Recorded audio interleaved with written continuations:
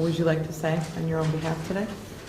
Your Honor, I would just like to address the victims and the victims' family and let you guys know how horrible I feel about, all the pain and sorrow. And there's so much regret, I have, but, I can't change the past. Just looking for the future, I just want you guys to know that I pray for each and every one of you and your families every day for the strength and endurance and hope that you guys, can forgive and, everything you guys went through make you stronger people, and hopefully I can, maybe get back to the community, and even though this is over, I just want you guys to know how bad I feel about everything that's happened to you. And I know that your lives will be changed forever, but mine will be too. So why then have the wherewithal at the scene, Mr. Pawlak, to blame somebody else for what happened? Your Honor, I will still maintain my innocence as not being the driver in this case and continue to maintain my innocence. I feel bad, deeply sorry to all the victims and their injuries, but I would still like to maintain my innocence throughout all of this, Your Honor. I mean, I saw the tape, right? I mean, I literally, I saw you getting out from the driver's side of that. I watched it probably 10 times, right, over and over.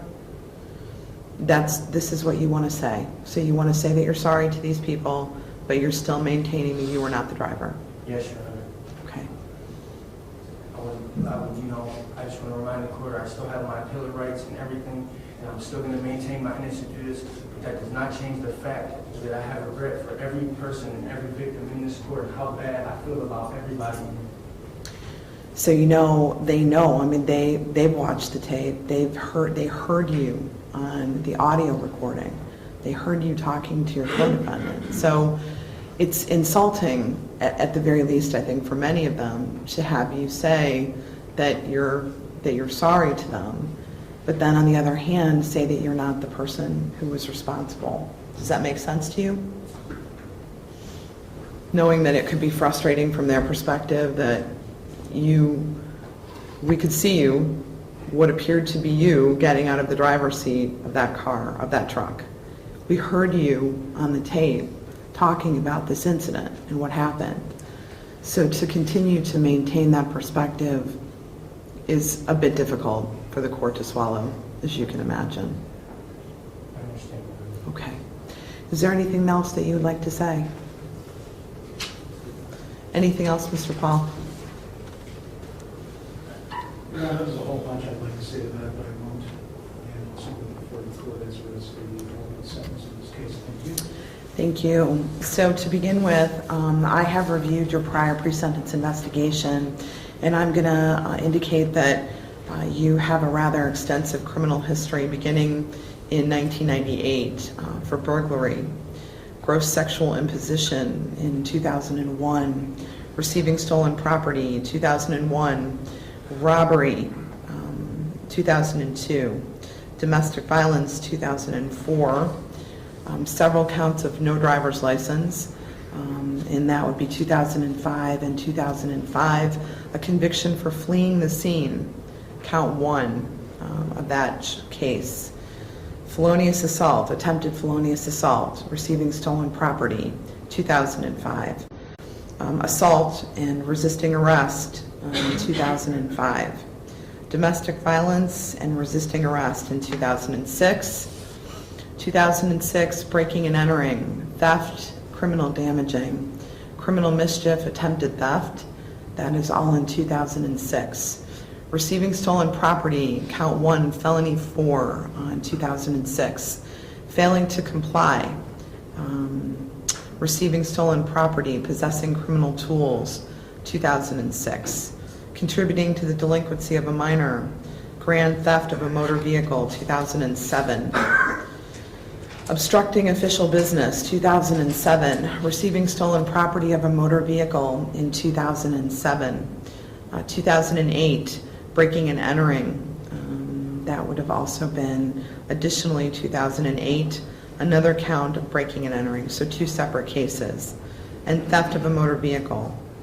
2010 in West Virginia, bringing stolen property into the state.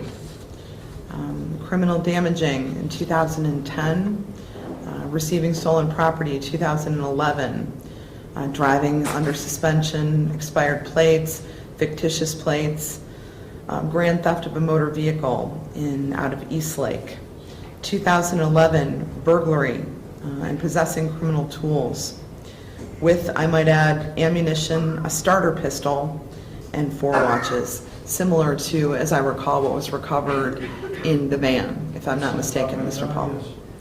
2011, failing to comply with the order or signal of a police officer. And of course, that brings us to where we are here today. So, additionally, I want to indicate for the record that I've reviewed the competency report and, of course, the defendant's criminal history. The court, having considered all of the required factors under 29, 11, 12, and 13, at this time sanctions the defendant in counts 1 through 13 to 10 years in the Lorraine Correctional Institution. In counts 14 through 26, 30 months on each of the 13 counts to be served consecutively to each other. Additionally, 3 years on the failing to comply, count 27. That will be served prior to and consecutively to the base counts, and consecutively to counts 14 through 26, and counts 1 through 13. 12 months on counts 30, 31, and 32, for a total of 35 and a half years in the Lorraine Correctional Institution. I'm going to give you credit for 243 days that you've served. Mr. Pawlak, I'm going to remind you that you face 5 mandatory years of post-release control, which means the parole board will supervise you for 5 years, and they can send you back to prison for up to half of any sentence that I've given to you if you violate any of their rules or regulations. The court imposes prison terms consecutively, finding that consecutive service is necessary to protect the public from future crime and to punish this defendant, and that consecutive sentences are not disproportionate to the seriousness of this defendant's conduct and to the danger that you pose to the public, and that at least 2 of the multiple offenses were committed in this case as part of 1 or more courses of conduct, and that the harm that you caused was so great and so unusual that no single prison term for any of these offenses committed as part of any course of conduct would adequately reflect the seriousness of this conduct. Mr. Pawlak, I agree with Mr. Paul in the sense that 2011 failing to comply was something that the court took very seriously as I reviewed this case. Police chases are by far the most dangerous thing that the police officers encounter. And I looked at that article as well. Mr. Mullen and I were actually looking at it together. I had it in the back of my chambers when I was preparing for this case. One of the things that I realized is that as I was reviewing it, what you did that day was what every police officer instinctively is trained to review. They don't know who's in the car. They don't know what's in the car. And when you run, and when you ran that day, you could have been Ted Bundy. They don't know that. They don't know what they're going to find. What they know, however, is that you're not complying. And you have created and caused havoc in our society.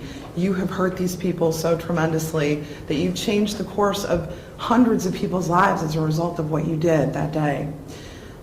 Drivers like yourself don't care about the safety of other people.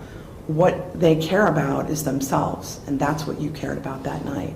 And so you ultimately leave the responsibility of protecting the public on the roadway to the police officers that have to make spot decisions, like knowing that you created an accident the last time that you fled. We are so lucky that a family of 5 is not dead as a result of what happened. Had you entered Dover Center that night, you could have killed people. You could have killed any one of these people easily, and you almost killed 4 of them as a result of what happened. Your actions were absolutely irresponsible, and you were a menace to society.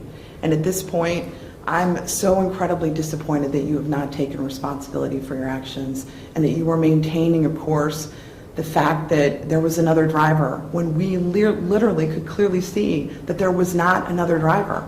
We had a videotape and your words that we listened to in this courtroom.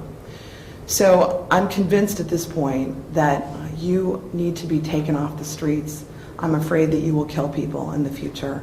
And I'm going to say to you at this point, you were remanded and you were ordered transported to Lorraine.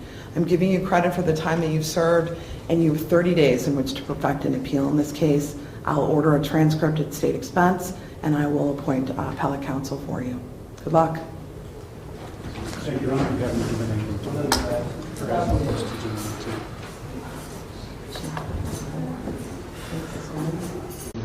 Mr. Ferris, I'm going to make